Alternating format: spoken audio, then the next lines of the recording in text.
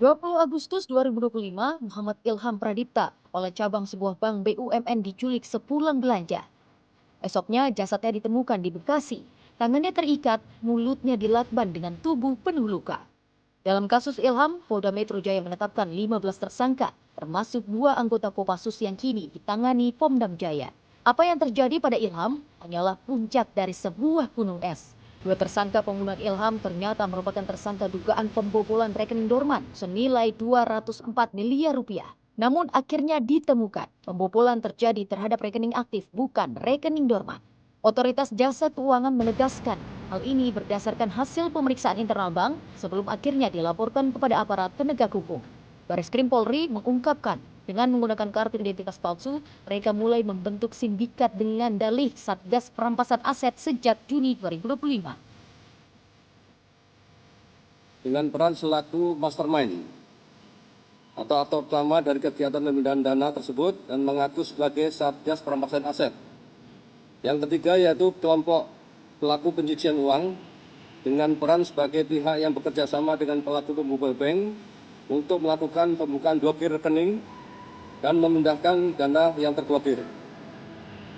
Dari 9 pelaku di atas terdapat 2 orang tersangka berinisial C dan K serta BH yang juga terlibat dalam kasus penculikan terhadap Kepala Cabang Bank BRI Cabang Cempaka Putih berinisial NIP yang saat ini ditangani oleh Ditreskrim Polda Metro Jaya. Tersangka Kendi alias Ken menjadi aktor utama. Ia terlibat langsung dalam pembunuhan Ilham sekaligus otak pembobolan rekening. Satu tersangka lain, Dwi Hartono, berperan membuka blokir dan memindahkan dana yang dibekukan.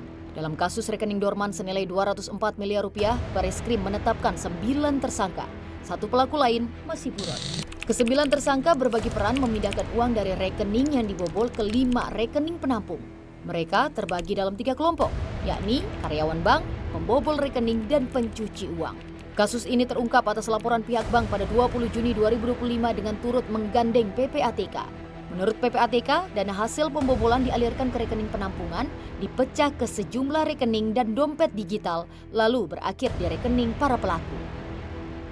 Modus operandi yang memang terlihat jelas di sini adalah kegiatan dengan melakukan upaya pengaburan transaksi keuangan tadi, yang kita biasa kenal di dalam modus-modus tindak pidana pencucian uang, smarting, dia pecah-pecah, dia bagi-bagi, kemudian dia ada U-turn di sana, karena salah satu money malls tadi, rekening yang dipakai untuk menampung dana hasil kertas itu ternyata terindikasi adalah milik pelaku utama tadi.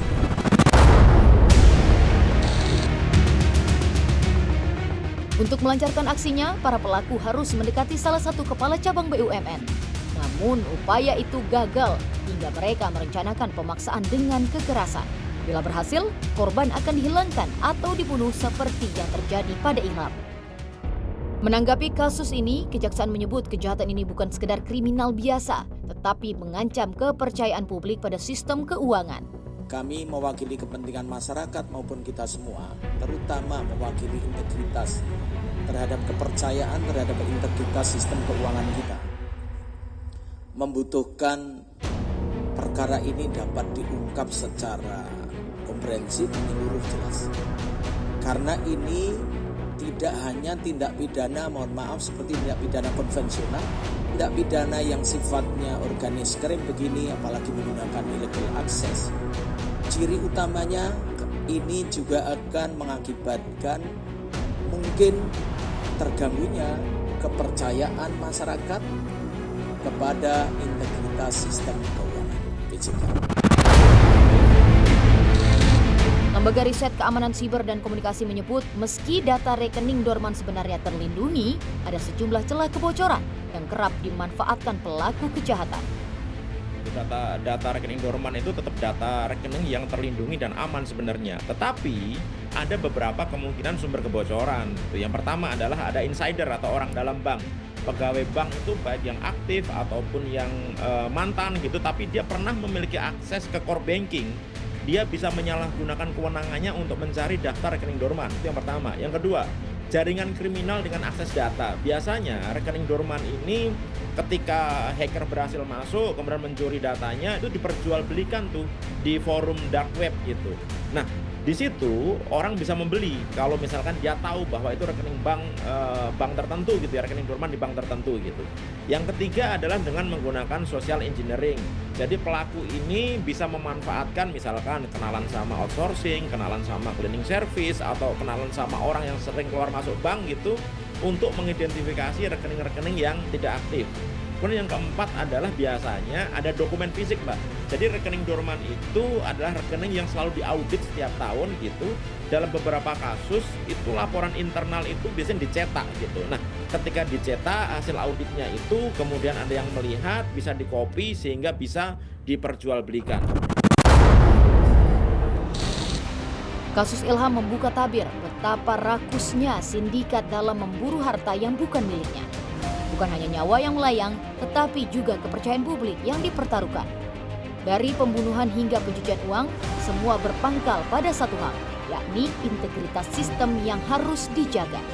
Karena keadilan bukan sekedar menghukum pelaku, melainkan memastikan kepercayaan tetap terjaga.